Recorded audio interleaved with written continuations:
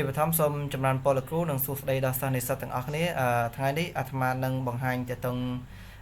ចំណុចខ្លះៗអំពី assignment របស់គ្រូដែលលោកគ្រូបានដាក់ឲ្យការ deploy Docker អញ្ចឹងអាត្មានឹងបង្ហាញនៅចំណុចខ្លះៗនេះអ្វីដែលអាត្មាបាន comment រួចរាល់បាន deploy នឹង Nokia Docker ទាំងរួចរាល់អស់ហើយយើងអាចចូលក្នុង Docker បានហើយចូលនៅក្នុង volume ក៏បានឬក៏ចូលក្នុង container ដើម្បីមើលលោកទាំងអស់គ្នាថាវាបានជោគជ័យអត់ចំពោះITE key clock នេះគឺជោគជ័យហើយយើងអាចដំណើរការបានហើយទាំងពីរហ្នឹងគឺដើមព្រមជាមួយនឹង database ក៏អាចគឺយើង deploy ជោគជ័យដូចគ្នាដែរហើយយើងអាចចូលទៅក្នុង port នេះក៏បានដើម្បីចុចចូលវាយ username ក៏ដូចជាមើល key clock ក៏បានដែរប៉ុន្តែយើងចូលទៅក្នុងនេះបណ្ដោយទៅលើថាបិទចោលសិនហើយយើងអាច run សារថ្មីបានyes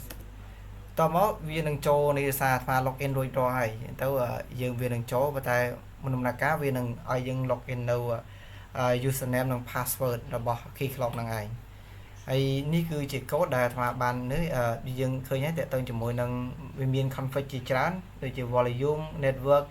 service database ផ្សេងៗជាដើមហ្នឹងឯងចំពោះការ demo របស់អាត្មាមានតែប៉ុណ្្នឹងដែលយើងចុចជាមួយនឹង database ផ្សេងៗអញ្ចឹង